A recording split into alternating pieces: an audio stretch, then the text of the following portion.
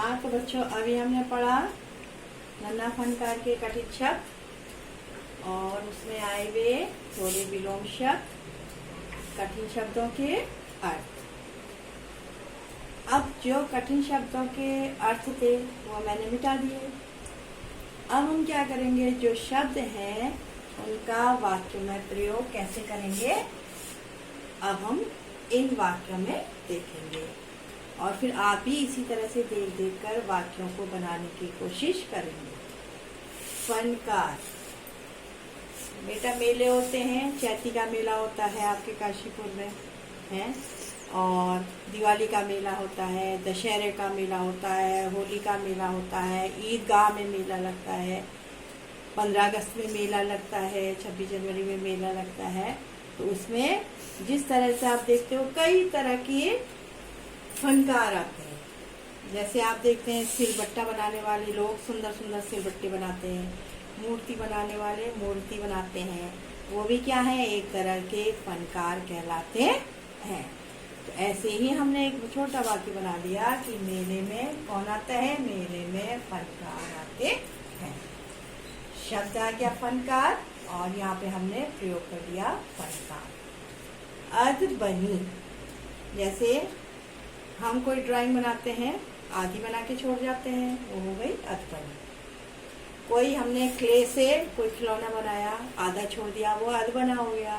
तो ऐसे ही हम अपने पापा की फोटो बना रहे हैं, खींच रहे हैं, वो तो क्या हो गई है, खींच करके उसमें बना करके उसको ड्राइंग कर रहे हैं, वो आधी बनी रह गई, वो भी अधबनी हो गई। जैसे मेरे पापा की फोटो अधबनी है, इसका मतलब क्या है, मैंने आधी बनाई है और मैं आधी पूरी बाद में बनाऊंगा। मुश्किल, पहाड़ पे क्या होता है, चढ़ना बहुत मुश्किल होता है। जैसे अभी छुट्टियां हुई थी, छुट्टियों में आप लोग घूमने जाते, लेकिन क्या आ गई, एक महामारी आ गई है। तो क्या हुआ, कोरोना से बचना भी हमारे लिए क्या हो गया, मुश्किल हो गया। तो ऐसे ही पहाड़ पे चढ़ना भी क्या होता है, मुश्किल होता है। बच्चों के लिए पहाड़ पे चढ़ना, बूढ़े व्यक्तियों के लिए पहाड़ पे चढ़ना क्या होता है, मुश्किल होता। इशारा, जब हम किसी को बुलाते हैं तो हम क्या करते हैं, उसको इशारा करते हैं, चाहे सिर हिला के करते हैं, चाहे हाथों से करते हैं, चाहे कोई चीज फेंक के करते हैं। तो हम क्या करते हैं, इशारा करते हैं। अगर हमको किसी को अपनी तरफ बुलाना है तो हम क्या करेंगे, आवाज करके इशारा कर लेते हैं, आवाज का इशारा भी हम कर लेते हैं, करते हैं। तो इसी तरह इशारा करने का मतलब है हम किसी को कोई संकेत देकर क्या कर रहे हैं, बुलाते हैं या कोई काम बताते हैं। तो मोहन ने मुझे क्या किया, अपने साथ बिठाने के लिए इशारा किया। हुक्म, जब घर के बड़े, स्कूल के बड़े या आपसे बड़े कोई भी आपको कोई काम करने के लिए कहलाते हैं, तो हुक्म का मतलब होता है आज्ञा, आदेश, है ना। तो ऐसे ही राजा क्या देता है, अपनी प्रजा को या अपने मंत्रियों को प्रजा की खबर लाने का क्या देता है, हुक्म देता है। ख्याल, सीता जी को तुमने रामायण देखी, रामायण में सीता जी किसके ख्याल में रहती थी, हमेशा अपने रामचंद्र जी के ख्याल में बैठी रहती थी, मतलब भगवान के ख्याल में रहती थी। तुम्हारी मम्मी किसके ख्यालों में रहती है, मम्मी अपने बच्चों के ख्याल में डूबी रहती है। जुर्रत, हिम्मत, जब हम कहते हैं ना कोई बच्चा अपने से बड़े के मुंह लगता है तो बड़ा कहता है कि तेरी जुर्रत कैसे हो गई, तेरी हिम्मत कैसे हो गई मुंह लगने की। या कोई हम काम बिगाड़ देते हैं, या जिस काम को हमको मना किया हुआ वही काम को करने जाते हैं, तो हमसे कहते हैं कि तुम्हारी इस काम को करने की हिम्मत कैसे हुई, या पानी को गंदा करने की जरूरत नहीं है, हिम्मत नहीं है, तुमको हिम्मत नहीं करनी है पानी को गंदा करने की या कोई भी काम को बिगाड़ने की हिम्मत मत करना। असमंजस, जब कोई कठिन पेपर आ जाए या हमें हमारा मन नहीं है, हमें कहीं जाना पड़ जाए, तो हम क्या करते हैं, सोच विचार में पड़ जाते हैं, जाए कि नहीं जाए, जाए कि नहीं जाए, ये काम को करें या इस काम को ना करें, तो वो हो जाता है असमंजस। जैसे क्वेश्चन पेपर जब आता है एग्जाम में और आपको सवाल नहीं आता है तो आप क्या पड़ जाते हो, सोच में पड़ जाते हो, कभी दोनों हाथ अपने सिर के ऊपर रख लेते हो, है, कभी पेन से अपने सिर पे मारने लग जाते हो।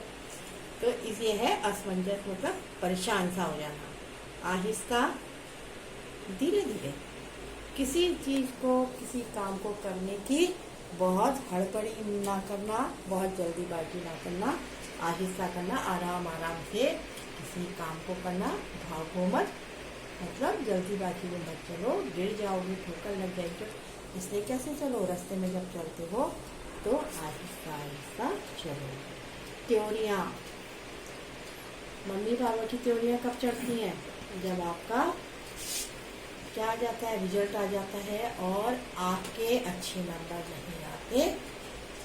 वो आपके साथ मेहनत करते हैं और आप अच्छे नंबर नहीं लाते हो तो उनको गुस्सा भी आता है और एकदम से आपका रिजल्ट देख देख के क्या करते हैं, धीरे धीरे उनके माथे में बल पड़ने लग जाते हैं।